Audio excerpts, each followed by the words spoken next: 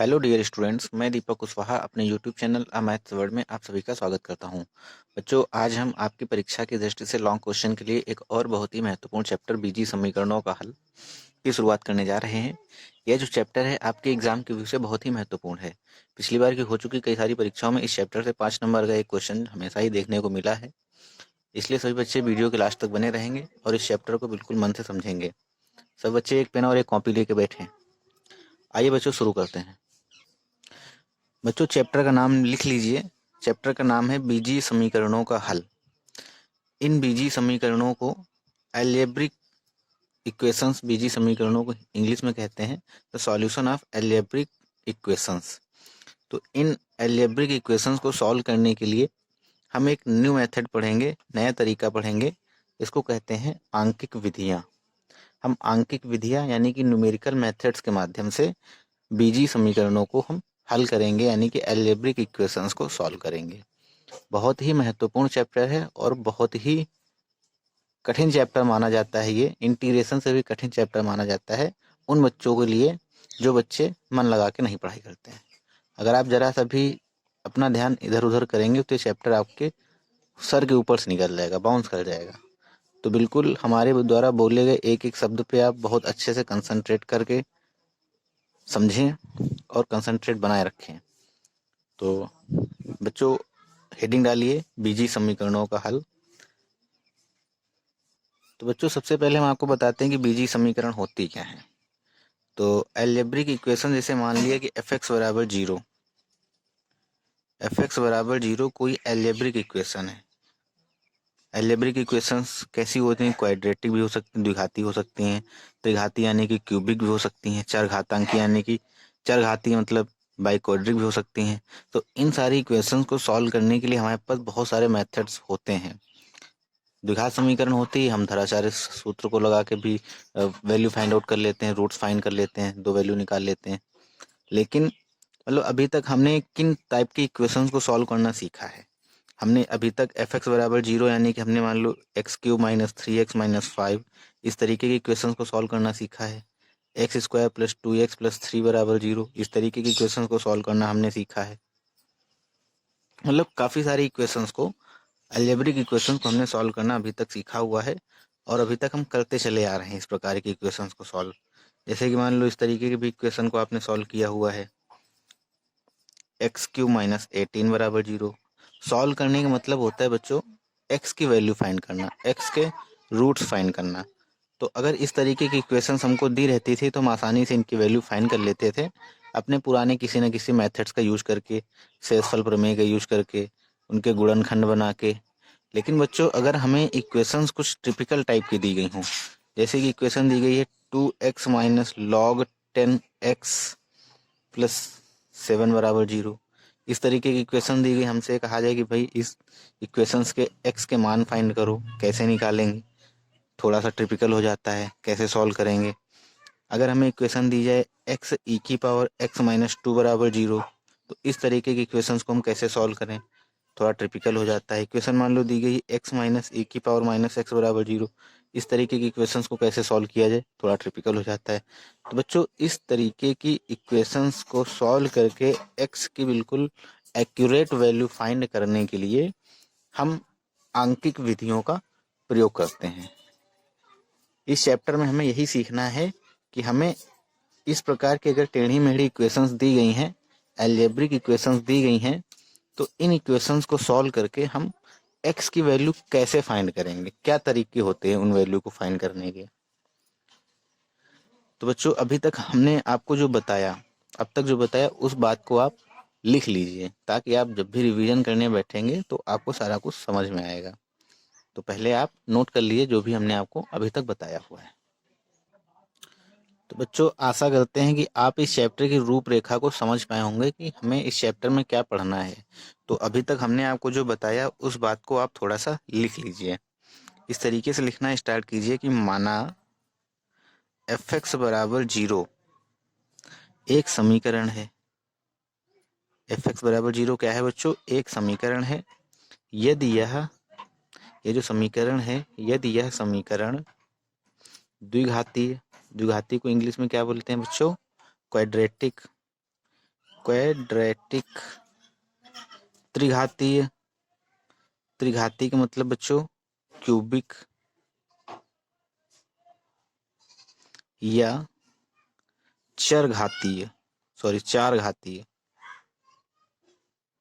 मतलब दो घात की हो x⁻², त्रिघात की हो यानी कि x³, चरघातीय मतलब x⁻⁴ यानी कि बाई क्वैड्रेटिक।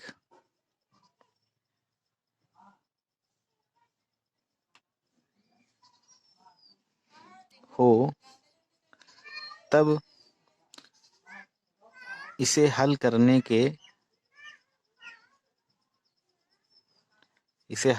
के लिए हमारे पास बहुत सारी विधियां हैं, बच्चों। हम द्विघात समीकरण को सॉल्व कर लेते हैं, त्रिघात समीकरण को सॉल्व कर लेते हैं, चतुर्घात समीकरण को सॉल्व कर लेते हैं। बहुत सारी विधियां हैं, सूत्र भी हैं बहुत सारे, जैसे श्रीधराचार्य मेथड तथा सूत्र हैं। अब बात आती है कि अगर, लेकिन यदि यह f(x) = 0, यदि चरघातीय हो, चरघातीय मतलब बच्चों एक्सपोनेंशियल, चरघातीय यानी कि एक्सपोनेंशियल, चरघातांकीय हो, त्रिकोणमितीय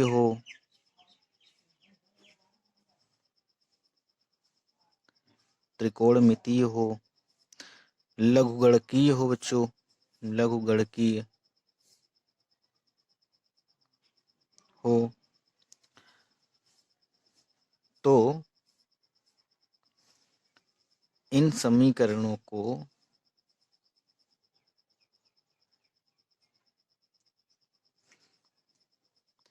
साधारण विधि से, साधारण विधि मतलब बच्चों समझ रहे क्या होती है, जो अभी हमने आपको पहले बताया, साधारण विधियों से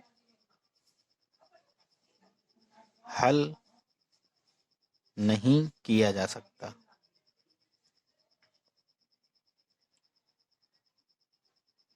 हल नहीं किया जा सकता है, फिर कैसे हल करेंगे?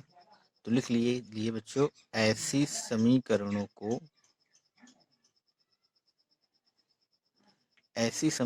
को समीकरणों के लिख लीजिए, समीकरणों के मान मतलब बच्चों मूल, रूट्स, समीकरणों के मान को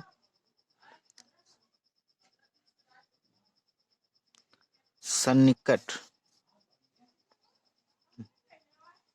मान, समीकरणों के मान,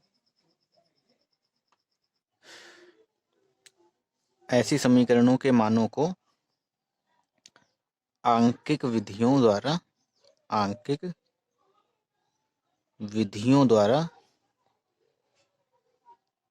ज्ञात करते हैं। ठीक है बच्चों, आशा करते हैं यहाँ तक आप समझ पाए होंगे, इस चैप्टर की भूमिका को आप पूरी तरह से समझ पाए होंगे कि हमें इस चैप्टर में करना क्या है। तो बच्चों, जो आंकिक विधियां हैं आखिर अब ये क्या होती हैं, ये कौन सी विधियां होती हैं? तो लिख लीजिए, नीचे लिखिए बच्चों, आंकिक विधियां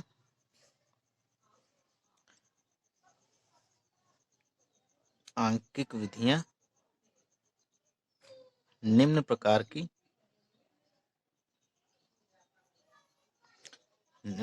की है। नंबर 1 है बच्चों क्रमिक विभाजन विधि। आंकिक विधियों में बच्चों सबसे पहली विधि कौन सी है? क्रमिक विभाजन विधि। हिंदी में कहते हैं क्रमिक विभाजन विधि। क्या कहते हैं बच्चों? क्रमिक विभाजन विधि।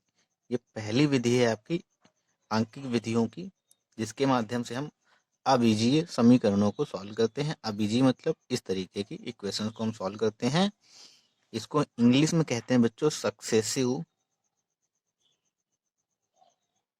Bisection method, successive bisection method. दूसरी है बच्चों रेगुला मिथ्या विधि। दूसरी कौन सी बच्चों? रेगुला मिथ्या विधि। दूसरी हेडिंग है बच्चों रेगुला मिथ्या विधि। इसको हम लोग कहते हैं, रेगुला मिथ्या विधि को रेगुला फॉल्स मेथड, रेगुला फॉल्स मेथड। और तीसरी है बच्चों न्यूटन रैफसन विधि, न्यूटन रैफसन विधि। इसको कहते हैं बच्चों, इंग्लिश में भी यही कहते हैं, न्यूटन रैफसन मेथड। और फोर्थ नंबर है बच्चों आपकी, बहुत ही महत्वपूर्ण है, फोर्थ है बच्चों गॉस विलोपन विधि।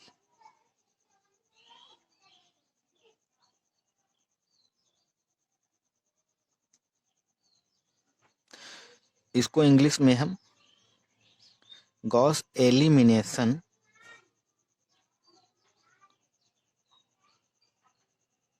मेथड के नाम से जानते हैं। तो बच्चों आज के जो पार्ट था, इस बीजीय समीकरणों का हल यानी कि आंकिक विधियां का इंट्रोडक्टिव पार्ट था, जिसमें हमने चर्चा की है कि इस प्रकार की समीकरणों को हम कैसे सॉल्व करते हैं, क्या तरीका होता है। ये इंट्रोडक्शन पार्ट था।